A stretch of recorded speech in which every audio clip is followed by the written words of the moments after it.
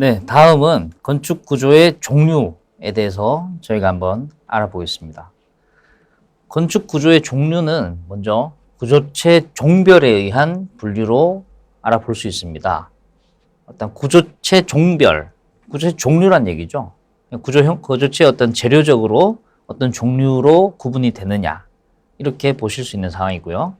먼저 가장 많이 쓰이는 철근 콘크리트 구조가 있고, 그 다음에 PC 콘크리트 및 PS 콘크리트 구조가 있습니다. PC 콘크리트는 이제 프리캐스트 콘크리트라고 말씀드리고요. 이제 PS는 이제 프리스트레스 콘크리트입니다. 미리 응력을 가해서 만든 공장 제조 제품이라고 보시면 됩니다. 다음은 철골 및 SRC 구조, 그 다음에 조적조, 그 다음에 목구조, 이런 식으로 재료의 종류별로 구조체를 먼저 분류할 수 있습니다. 일단 철근 콘크리트 구조 같은 경우에는 당연히 얘는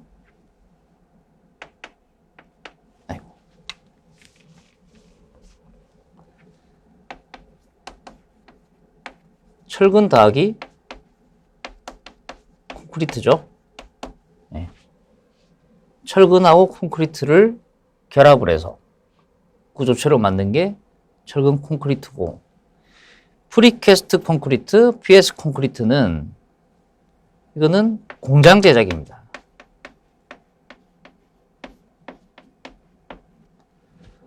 프리캐스트, 말 그대로 미리 만들어 놓은 콘크리트. 이런 것들은 여러분들이 어떻게 쉽게 접하실 수 있냐면은, 예전에 저희가 2002 월드컵을 하면서 전국에 10개의 경기장을 만들었죠. 예. 보통 그 경기장들이 대부분 관중석이나 이런 부분들은 다 공통되고 반복되는 이런 형태의 부재들이기 때문에 공장에서 PC 콘크리트로 조립을 해서 현장에서 조립을 하는 그런 공법으로 만들어진다고 보시면 됩니다. 이런 PC 콘크리트는 공장 제작이기 때문에 장점이 많죠. 장점은 먼저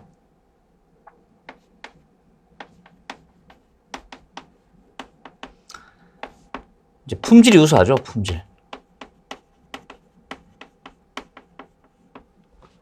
PC 콘크리트 같은 경우에는, 왜냐면은 현장에서 제작하는, 현장에서 타설하는 콘크리트들은 그 현장에서 그 양생을 하는 과정을 거쳐야 돼요. 그래서 그 양생이라 하면은 이 콘크리트가 수화 반응을 일으킨 이후에 이게 굳어져서 재강도를 내는, 재강도를 발현하는, 이게 이제 양생의 과정인데, 이 PC 콘크리트는 근데 그 현장에서는 그 과정에서 어떤 변수가 많아요. 타설한 이후에 갑자기 비가 온다거나, 아니면 추울 때 타설을 한다거나, 아니면 너무 더울 때 타설을 한다거나, 막 이런 그 외부의 어떤 그 영향 때문에 콘크리트의 품질이 좀 떨어질 수 있습니다. 그런 양생 과정에서. 근데 이런 PC 콘크리트와 프리스테스 콘크리트 같은 경우에는 공장에서 제작을 하기 때문에 어떤 그런 그 비가 온다거나 덥다거나 춥다거나 이런 외력에 대한 영향을 거의 받질 않아요. 그래서 제작할 때 어떤 그런 품질이 우수할 수 있다. 그 다음에 공기가 단축이 되죠. 네. 말대로 양생기간에 따라서 어떤 공사기간이 영향을 받는데, 추울 때는 당연히 양생이 더 오래 걸릴 거고요. 또 더울 때는 또 그거를 또 너무 더우면은 어떤 균열 발생이라든가 어떤 품질 저하 문제가 있기 때문에 양생에 또 어떤 다른 조치를 함으로써 또 시간이 좀 더 걸릴 수 있습니다. 근데 이 공장 제작을 하면은 그런 게 필요가 없어요. 항상 일정한 외력 조건에 하에서 그런 제작을 하기 때문에 이런 PC 콘크리트는 이런 장점을 가지고 있고요. 대신 단점도 있죠. 자, 단점은 일단 양중 장비가 필요하다는 거죠.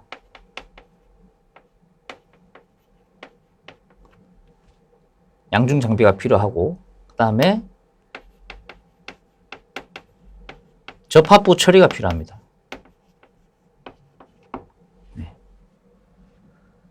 이런 단점이 있습니다. 그래서 이런 종류별로 또 철골조, SRC 구조, 조적조, 목구조 이렇게 쭉 나와 있고요. 철골조는 여러분들이 아시다시피 그 철골 H빔을 가지고 기둥과 볼을 만들어서 구조체를 형성을 하는 겁니다. 철골 기둥 세우고 볼을 세우고 이렇게 해서 반복적으로 이렇게 세우는 게 이제 철골조고, 이 SRC 구조는 스틸 레인포스드 콘크리트를 줄인 게 이제 SRC 구조죠. 그러니까 철골조에다가 철골조 H빔이 있어요.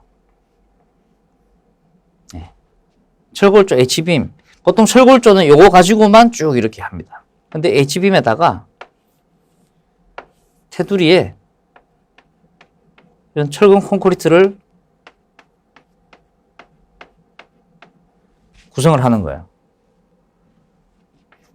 이 철근 콘크리트를 H빔을 둘러싸버립니다. 왜 이렇게 하느냐? 구조적으로 이 철골조는 이 철골은 내화성이 약해요. 철골조만 했을 때는 여기에 내화 피복을 해줘야 됩니다. 테두리에. 왜냐면 철은 불에 타면 약해지죠. 엄청나게 타버리면 뭐 쇳물이 돼버리죠. 그런 과정에서 당연히 이제 내화 시공을 해야 되는데, 이런 구조적인 내화도 보강을 하고 또 초고층 같은 경우에는 어떤 구조 성능, 구조 단면, 피로 구조 계산에 의한 단면 확보를 위해서 SRC 구조를 사용을 하고 있습니다. 그리고 조적조 같은 경우에는 여러분들이 아시는 벽돌 또는 뭐 지하철장에 보시면 블록 이런 것들이 이제 조적조죠. 그렇게 쌓아서 만든 조적을 하는 그런 게 있고, 목구조 같은 경우에는 최근에 이제 뭐 경량 목구조로 뭐 전원주택을 짓는다든가 뭐 이런 추세들이 좀 많이 있습니다. 이 목구조 같은 경우에는 이제 워낙 가볍기 때문에 어떤 그 시공의 어떤 그 시공성이 좋고 또 그런 단기간에 공기가 단축될 수 있는 이런 장점이 있고, 대신에 이제 화재에 약한 부분이 좀 있었지만 최근에는 이런 게 다 보강된 자재를 쓰고 있습니다. 그래서 이런 그 구조체의 어떤 재료별 종류에 따라서 구조체를 구분을 할 수 있다. 이렇게 말씀을 드리고 이해를 하시면 될 것 같습니다.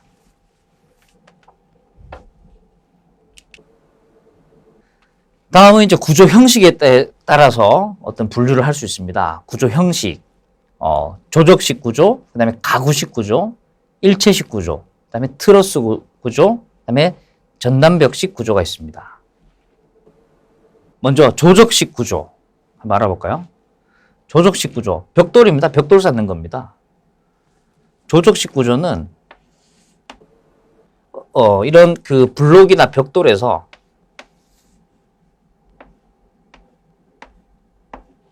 이런 벽돌이 있으면 이렇게 쌓는 거예요, 벽돌을.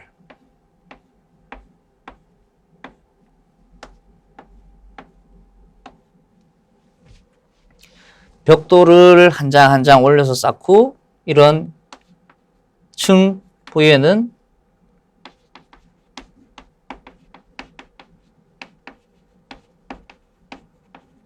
접착 몰탈, 이걸 마감적으로서는 줄눈이라고 하죠. 이런 접착 몰탈을 사용해서 벽돌을 차곡차곡 쌓아서 만드는 게 조적식 구조입니다.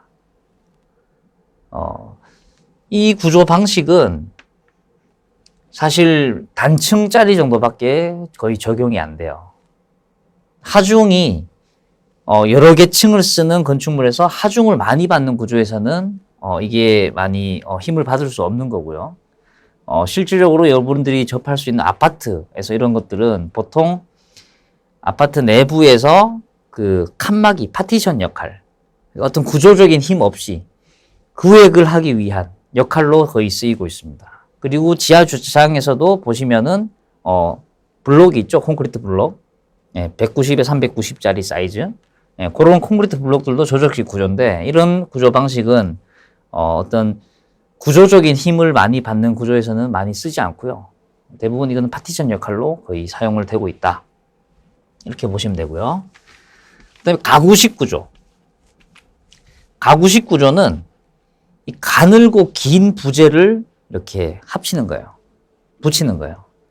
그래서 이 가구식 구조 같은 경우에는 거의 철골 또는 뭐 어떤 그런 그 기둥보식 뭐 이런 식으로 볼 수 있는데, 이런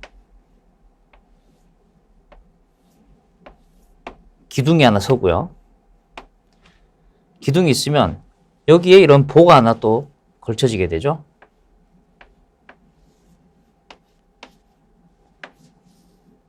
네.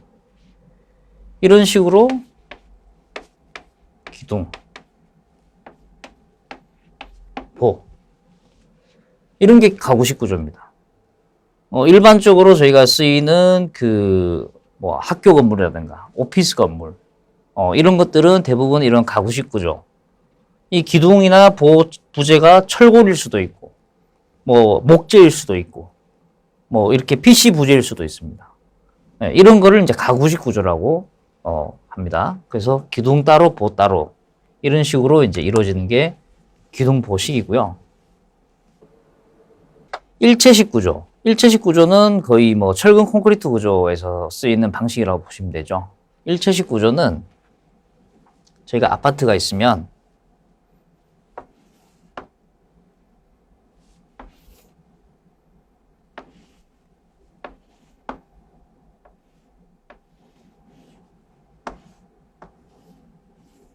자, 아파트 1층, 2층이 있어요. 아파트 벽은 시공을 할 때 이 바닥 슬라브랑 이 벽체는 동시에 타설을 합니다. 이 벽이랑 바닥이 말 그대로 강접합이 되어 있어요. 강접합이 되어 있기 때문에 이런 벽이라든가 바닥 부재가 강접합이 되어 있는 일체식으로 되어 있다. 그래서 이걸 일체식 구조라고 합니다. 그래서 일체식 구조는 이런 부분이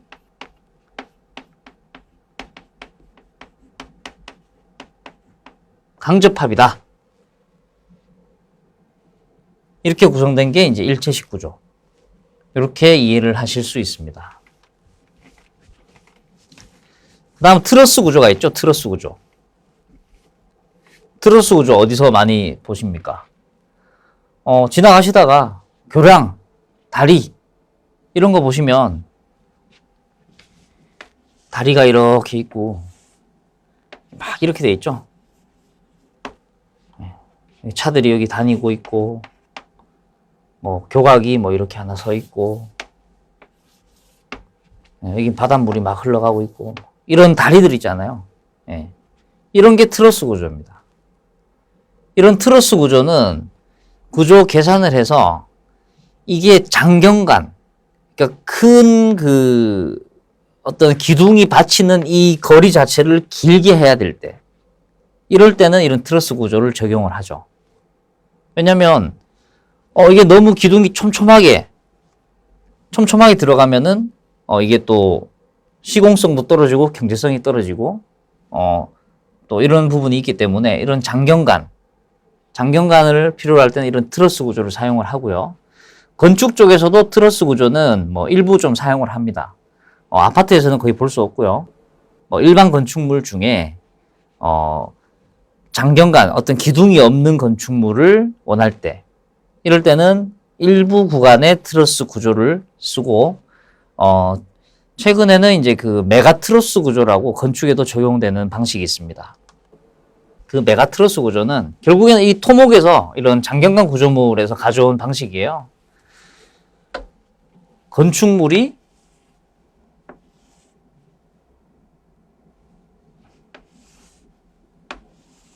이런 세 개층을 만들어야 돼요. 세 개층을 만드는데 옆에 이런 코어를 두고 이 건물이 좀 특이한 경우긴 한데 이게 바닥에 붙어 있는 게 아니고 떠 있어야 돼요. 이 세 개층 건물이. 이 세 개층 건물이 떠 있어야 돼서 기둥이 없어야 되는 거죠, 실질적으로는. 결국에는 이 양 사이드에 큰 기둥을 만들어 놓고 이런 식으로 트러스를 만드는 겁니다.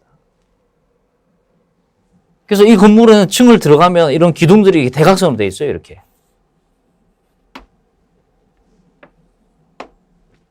이런 게 건축에서도 트러스 구조로 활용이 되고 있다. 이걸 메가 트러스라고 한다.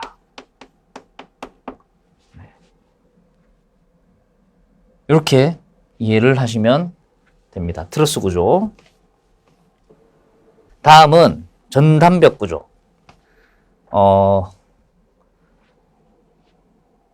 다음 자는 조금 오타가 난 건데요. 전단벽 구조입니다. 전단벽 구조. 그 벽체가 어떤 그 전단력을 다 받는 그런 구조예요. 그러니까 벽이 테두리로 사각이 다 서 있지만은 일부 구간 평면으로 봤을 때 이런 건축에 네 가지 벽이 있을 때 일부 구간에 요런 벽들 또는 일부 구간에 뭐 요런 벽들 이런 벽들이 전단벽으로 계산이 된 거예요. 그럼 나머지 이런 공간은 전단벽이 아니기 때문에 구조적으로 역할을 하지 않습니다. 그래서 벽체 중에서 전단벽을 지정을 해서 여기에 구조 계산을 하고 철근 배근을 하고 이런 응력을 다 대응하게끔 만들어 놓고 이렇게 전단벽을 둬서 시공을 하는 전단벽 구조가 있습니다. 그래서 구조 형식별로는 이렇게 조적식, 가구식, 그 다음에 일체식, 트러스, 전단벽식 이렇게 나눠진다. 이렇게 이해를 하시면 됩니다. 그러면 시공 과정에 의해서 어떤 분류를 할 수 있을까요? 시공 과정은 쉽게 말해서 이제 습식, 건식 두 가지로 나눌 수 있다고 보시면 되죠. 습식 구조, 공사 시 물을 사용한다. 조적식, 일체식. 대신에 물을 사용하기 때문에 양생을 해야 되니까 공기가 깁니다. 건식 구조, 물을 사용하지 않는다. 가구식, 조립식, 공기 단축이 가능하고 공사비가 절감된다. 이 습식 구조는 철근 콘크리트 구조예요. 말 그대로 여러분들 보시면은 콘크리트에 시멘트, 모래, 자갈, 물 이걸 배합한 게 콘크리트지 않습니까? 당연히 물이 들어가죠. 그 물이 들어가서 유동성이 있는 콘크리트를 내가 원하는 모양의 형틀에 부어 넣고 붙이면은 그 형태가 구조체가 되는 거잖아요. 콘크리트는 그게 가장 장점이고 어떤 좀 매력이라고 할 수 있죠. 내가 원하는 형태를 만들 수 있다, 구현해낼 수 있다는 거. 그런 게 습식 구조인데 이제 조적조 같은 경우에도 마찬가지로 아까 제가 그 접착 몰탈, 접착제로 붙인다고 말씀드렸죠. 예, 그게 줄눈이 되고 그 부분이 이제 조적조는 습식으로 사용하기 때문에 습식 구조다. 그리고 일체식 구조가 제가 말씀드린 그 철근 콘크리트 구조는 일체식 구조다. 예, 아까 벽에서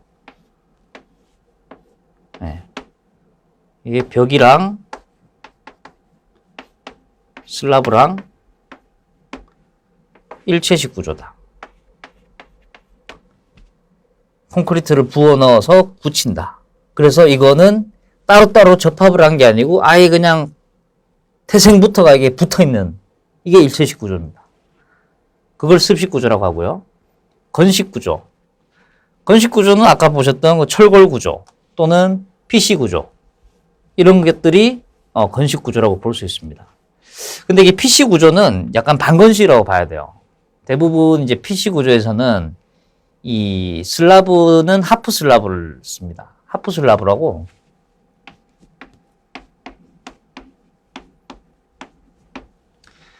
보통 PC 구조에서 기둥은 이렇게 공장에서 만들어 오고 여기에 슬라브를 이렇게 앉혀요.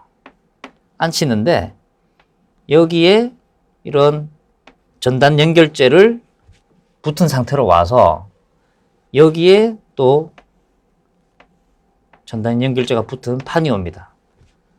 그럼 이렇게 건식에다가 건식 조립을 한 다음에 여기에 현장 타설을 해요. 그래서 이 윗부분은 현장 타설. 아랫부분은 PC 슬라브. 네. 그래서 이거는 합쳐서 방건식이라고 봐야 되죠. 이런 식으로 이제 어떤 습식과 건식으로 구조 방식을 나눠 볼 수도 있습니다. 대신에 이제 건식 같은 경우에는 이렇게 이제 조립이 어느 정도 들어가기 때문에 공장 생산에서 조립을 들어가기 때문에 이제 공기가 좀 단축되는 그런 장점이 있고, 또 공기 단축됨으로써 공사비가 좀 절감되는 장점이 있습니다. 대신 이제 건식 구조는 좀 주의를 해야 될 게 뭐냐면, 결국에는 이게 따로따로 된 부재를 접합을 하는 거잖아요. 이 접합 부위에 대한 관리가 중요합니다. 이 접합부에 대해서 어떤 그 확실한 어떤 그런 구조 성능을 확보하지 않으면 구조적으로 이제 버티지 못하는 거죠. 예. 그래서 이 건식 구조에서는 이런 접합부에 대한 관리가 아주 중요하다. 이렇게 말씀드릴 수 있습니다. 다음은 이제 구조 재해에 의해서 분류를 한번 해볼 수 있는데요. 예. 구조 재해. 말 그대로 재해, 내구성, 그 다음에 내진성, 내풍성, 그 다음에 내화, 방공, 방화. 이런 구조로 말씀을 드리는 거죠. 그리고 내구성은 얼만큼 오랫동안 이거를 유지해서 쓸 수 있느냐. 이런 구조를 말씀드리는 거죠. 굳이 나누자면 내구성으로 아주 좋은 순서대로 말씀드리면 먼저 철근 콘크리트 구조가 가장 좋겠죠. 예. 일체식 구조로 짓고 또 콘크리트라는 아주 그 단단한 내구성이 좋은 재료를 가지고 만드는 구조 공법이기 때문에 철근 콘크리트가 구내구 구조로 아주 좋습니다. 반대로 구조의 종류 중에 아까 목 구조나 조접조 이런 구조 종류도 있잖아요. 이런 종류들은 상대적으로, 절대적이 아니고 상대적으로 철근 콘크리트나 철골 구조에 비해서 내구성은 좀 떨어진다고 볼 수 있습니다. 그래서 그런 내구 구조의 용도에 맞게끔 시공을 해야 되겠죠. 여러분들이 보시면은 아파트 같은 경우에는 다 철근 콘크리트 구조로 아주 내구성을 좋게 짓습니다. 콘크리트 자체가 이제 워낙 내구성도 좋지만 어떤 그런 거주하는 이런 건축물은 당연히 내구성이 좋아야겠죠. 대신에 반면에 여러분들이 공사 현장의 가설 사무실 같은 이런 것들은 그냥 샌드위치 판넬로 지어요. 그런 거 철근 콘크리트로 타설해서 막 이렇게 내구성 좋게 짓지 않습니다. 그냥 그런 건물들은 2년, 3년, 길면 4년, 5년짜리 임시로 쓰는 건물이에요.